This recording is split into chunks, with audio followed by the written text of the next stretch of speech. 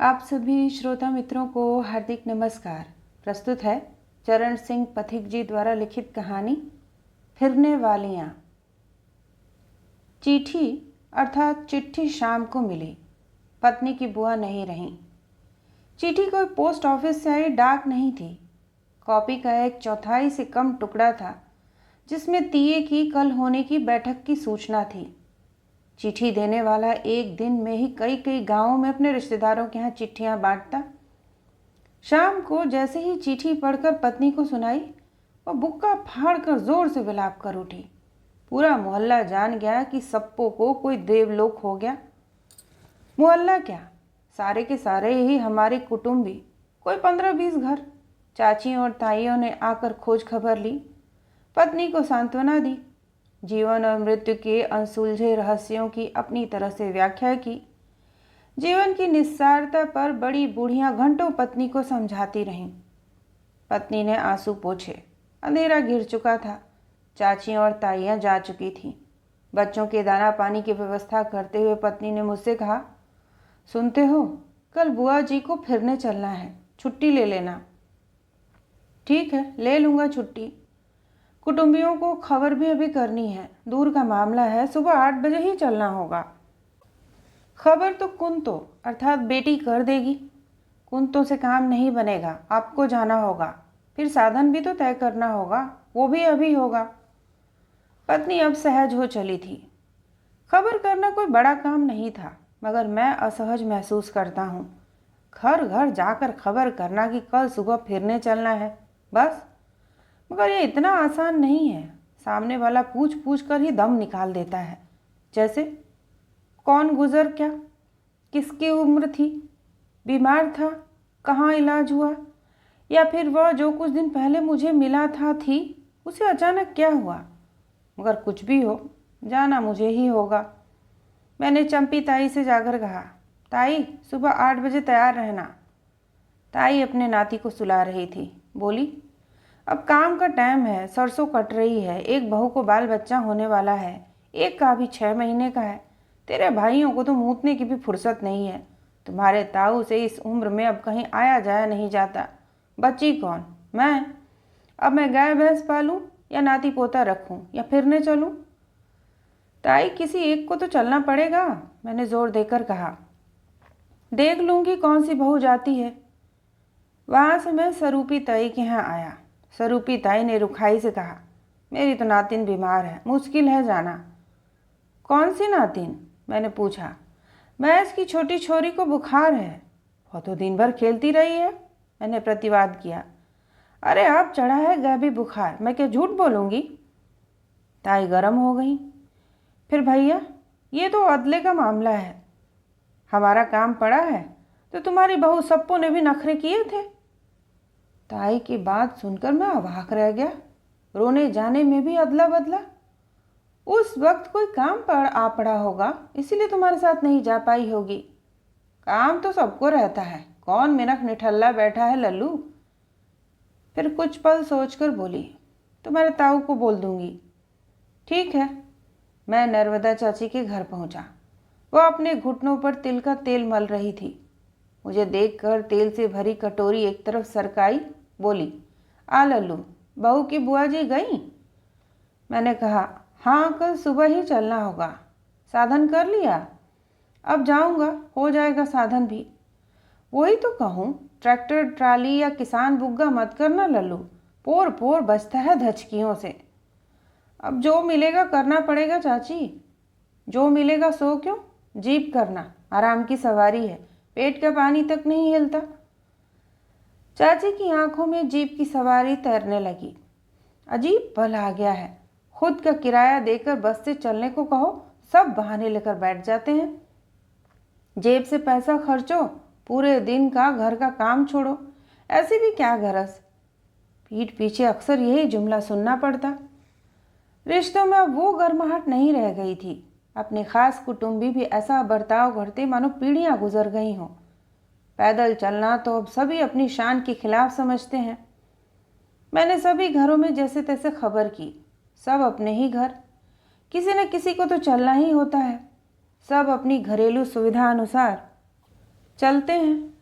आदमी तो 3-4 बहुत होते हैं, मगर औरतें 8-10 तो हों। कोई 2 घंटे लगे मुझे। घर आया तो पत्नी ने पूछ पूछ कर हलकान कर दिया। मसलन फलां को खबर की या नहीं। मेरे हाँ करने पर फिर पूछती, और उसको, इसको किसने क्या कहा, कौन कौन जड़ी चल रही हैं, सुबह जल्दी तैयार होने की ताकीद की या नहीं। आदि सवाल दर सवाल। फिर मुझे चाय का प्याला थमाया। अभी 1-2 घूंटी ले पाया था कि पत्नी को जैसे कुछ याद हो गया। साधन, मैंने शांत स्वर में कहा। सुबह ले आऊँगा। ना, साधन तो अभी तय करना है। सुबह सुबह पता नहीं मिले या नहीं। गाड़ी घोड़ा है, धंधे पर निकल जाएंगे। मैंने चाय पीना बंद किया। पत्नी को समझाया, भौरिया ताऊ जी के ट्रैक्टर में डीजल डलवा देंगे। ट्रैक्टर ट्रॉली ठीक रहेंगे। जीप तो 1000 के करीब बैठेगी। पत्नी तुनक उठी। लाख की बैठेगी वो तो रिश्तेदारी का मामला है। ट्रैक्टर ट्रॉली की तुक क्या है, जीप ही किराए पर ले चलेंगे। मैं किसी के साधन का क्यों एहसान लूँ। किसी का क्या एहसान, हमारे ही तो घर के हैं, हम उनके काम नहीं आते क्या। होंगे जी घर वाले, आप तो जीप तय करके आओ। पत्नी ने फैसला सुनाया। ठीक है। मैं घर से निकल गया था। जीप ही सही। यूँ तो गांव में 3-4 जीपें थीं, लेकिन बाला के साथ मेरा उठना बैठना होता रहा है। इस वजह से किराए में भी वो नरम पड़ेगा। जो भी दूंगा माथे से लगा लेगा, ज़्यादा से ज़्यादा 500। बाज़ार ज़्यादा दूर नहीं था। बाला बाज़ार में चाय की गुमटी पर मिल गया। बात उसके सामने रखी। यूँ तो भाई साहब डीजल बहुत महंगा हो गया है। अब काम आपका है तो 1200 दे देना। ड्राइवर सुबह 7 बजे दरवाजे पर हाजिरी लगा देगा। 1200? हम दोनों चाय पी रहे थे। मैंने चाय एक तरफ रख दी। ये तो बहुत ज़्यादा है बाला। लो, और कोई होता तो डीजल अलग से लेता भाई साहब, लेकिन घर की बात है, गमी में जा रहे हो, सारी बातें सोचनी पड़ती है। आखिर मैं भी इंसान हूँ। मुझसे कुछ भी कहते नहीं बना। सोचता हूँ ये आदमी मनमाना किराया वसूल करेगा, ऊपर से घर का मामला बताकर एहसान भी लाद देगा, गमी के बहाने शोक भी प्रकट करेगा। बाजार आदमी को इस कदर ढक लेगा, मैं सोच नहीं पाया था। बाला सिर्फ शिकारी था, कुशल और अनुभवी। वह जानता है कि मैं अन्य किसी की जीप तय नहीं करूँगा। उसका अनुमान सही था। बाजार का यही उसूल है। वह 1000 पर अड़ गया। 1000 सही। मैं उसे सुबह 7 बजे का समय देकर जब घर आया तो रात के 9 बज चुके थे। सुबह पत्नी ने 6 बजे ही जगा दिया। जाना नहीं है क्या, जल्दी से निवृत्त हो लो, एक बार फिर सबसे तैयार होने को कहा हो। मैं झुंझला गया। अब क्या ज़रूरत है, शाम को सबको कह तो दिया। अजी वाह, अब नहीं कहोगे तो सोचेंगे कि नाम मात्र को कहन की है। अजीब मसला है, रोने ले जाने के लिए भी इतने पापड़ बेलने पड़ते हैं। मैं हमेशा ऐसी स्थिति से बचता आया हूँ। अगर कहीं जाना हो तो पत्नी चली जाती थी, किसी को खबर भी करनी होती तो माँ सब कर देती थी। मगर अब माँ कहाँ थी। वह होती तो सब कुछ जैसे अपने आप ही होता रहता। पिताजी ऐसे मामलों से अक्सर दूरी बनाए रखते हैं। निवृत्त होकर मैं फिर निकला। घर घर एक बार सबको फिर खबर की। जल्दी तैयार होने पर जोर दिया। घर आया तो जीप बैठक के बाहर खड़ी थी। ड्राइवर मुझे देखते ही बोला, जल्दी करो भाई साहब, आना भी तो है, यहीं 10 बजा दोगे तो लौटेंगे कब। मैंने कहा, अभी तो 7 बजे हैं यार, 8 बजे रवाना हो जाएंगे, औरतों को तैयार होने में टाइम लगता है। ड्राइवर बीड़ी सुलगाकर जीप में जा घुसा। घर आकर मैं तैयार हुआ। पत्नी तैयार होने के साथ साथ कुंतो को समझा रही थी कि उसके लौट आने तक क्या क्या करना धरना है। 8 कब बजे पता ही नहीं चला। बाहर आकर देखा तो अभी एक भी औरत तैयार होकर नहीं आई थी। घर आकर मैंने पत्नी से तकादा किया, अब की बार तुम जाओ, 8 बज चुके हैं, अभी तक एक भी नहीं आई। मगर पत्नी बेटी से साड़ी और ब्लाउज़ की मैचिंग पर बहस में उलझी हुई थी। कुंतो कह रही थी, मम्मी इस तोतिया रंग की साड़ी पर गुलाबी रंग का ब्लाउज़ जमा नहीं, हरे रंग वाला ठीक जमता। हट पागल, तू क्या समझे। ये गुलाबी रंग वाला ब्लाउज़ पिछली सर्दियों में जब मैं बुआ जी से मिलने गई थी तो उन्होंने बड़े लाड से दिया था मुझे। पत्नी अपनी दिवंगत बुआ की यादों में उलझी आईने के सामने घूम फिरकर खुद को निहार रही थी। मुझसे कहा, आप थोड़ी देर बाहर चले जाइए, मुझे ये पेटीकोट बदलना है। कुंतो कहती है ये भी ठीक नहीं है। तुम बुआ जी को फेरने जा रही हो या दुनिया को अपना पेटीकोट दिखाना है। मुझे गुस्सा आ गया। क्या मतलब? पत्नी तन्नाई। कपड़े नहीं पहनूं क्या? नंगी चली जाऊं? जो पहन रखे हैं वो क्या कपड़े नहीं हैं? जीप वाला जल्दी मचा रहा है। लेकिन मेरी बात सुनने से पहले ही पत्नी दूसरे कमरे में जा चुकी थी। मैं हार कर बाहर आया, देखा अभी तक भी कोई नहीं आया था। ड्राइवर अलग से बड़बड़ाने लगा, भाई साहब मुझे जाकर दूसरी पार्टी उठानी है, मेरे धंधे पर क्यों लात मारते हो, 9 बजने को हैं। मैंने उसे समझाया, तैयार होने की जटिलताएं बताईं। फिर चंपी ताई के यहाँ गया और कड़क कर कहा, ताई चलना नहीं है क्या? नहीं चलना हो तो मना करो, 9 बज गए। कौन सी रेलगाड़ी छूट रही है? टाइम तो लगता है, सब बाल बच्चों वाली हैं। तू आगे तकादा कर, तब तक बिजली बहू तैयार हो जाएगी, अभी तो मैल छुड़ा रही है। ताई ने लापरवाही से जवाब दिया, खाक तैयार हो जाएगी। मैं परेशान हो चला था। तुलसी चाची के यहाँ गया तो बाहर दालान में कोई नज़र नहीं आया। वापस आने के लिए एक बंद कमरे के पास से गुजरा तो खुसुर फुसुर सुनकर ठिठक गया। पलटकर बंद किवाड़ की झिरी से अंदर झांका तो गश आ गया। आस पड़ोस की करीबन सब औरतें वहां जमा थीं, बूढ़ी भी जवान भी। कोई ब्रा में खड़ी थी, कोई महज पेटीकोट में। एक दूसरे के घटते बढ़ते स्तनों, कूल्हों और पेट की सपाटता पर खुलकर टीका टिप्पणी हो रही थी। पतियों के साथ एकांत रातों में गुजारे पलों का हिसाब ले दे रही थीं। कपड़ों की अदला बदली हो रही थी। मैं झटके से बाहर आ गया। तालान में खड़ा होकर जोर से खांसा खखारा। कमरे के अंदर हड़कंप मच गया। मैंने हाँक लगाई, चलना नहीं है क्या? वो जीप वाला तुमने गिरवे थोड़े रख छोड़ा है, ज़्यादा कहता भी क्या? बर्रे के छत्ते में भाई कौन हाथ डाले। 10 बजे जैसे तैसे जीप रवाना हुई। जैसे तैसे इसलिए कि जीप के चल चुकने के बाद भी कोई न कोई पीछे से दौड़ती दिखी। जीप रोकनी पड़ती। ड्राइवर अलग से गुस्साया हुआ था, सो जीप को बेतहाशा दौड़ा रहा था। कहीं एक्सीडेंट न कर दे, हम फिरने जा रहे हैं और ऐसा ना हो कि कोई हमें फिरने आए। इसलिए मैंने कहा, भैया तेज़ मत चला, थोड़ी देर ही सही, कहीं आप तो बेफिक्र बैठे रहो, स्टेयरिंग मेरे हाथ में है। ड्राइवर ने अधजली बीड़ी फेंक कर हमें आश्वस्त किया। रूपे, ताऊ, हरी चाचा, मैं आगे की सीट पर थे। 8 औरतें थीं, ड्राइवर सहित जीप में कुल 12 सवारी। जीप पूरी रफ्तार से दौड़ रही थी, फिर भी वे जीप के अंदर एक दूसरे के कपड़ों, चप्पलों, नाक की सींक, कानों की झुमकी, गले की माला आदि पर खुलकर चर्चा में निमग्न थी। ड्राइवर ने गोरबंद की कैसेट लगा रखी थी, बलम मेरो छोटो सो।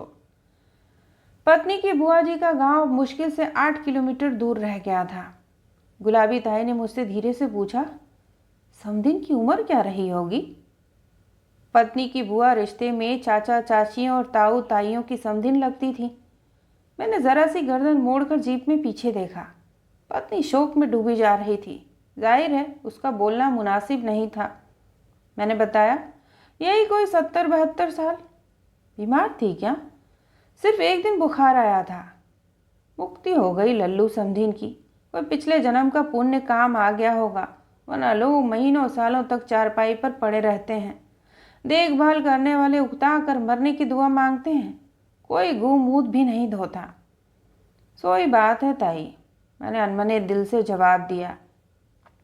क्या बेटा हैं? 2, दोनों सर्विस करते हैं, खूब खेती बाड़ी है, नाती नातिन है, मैंने बताया।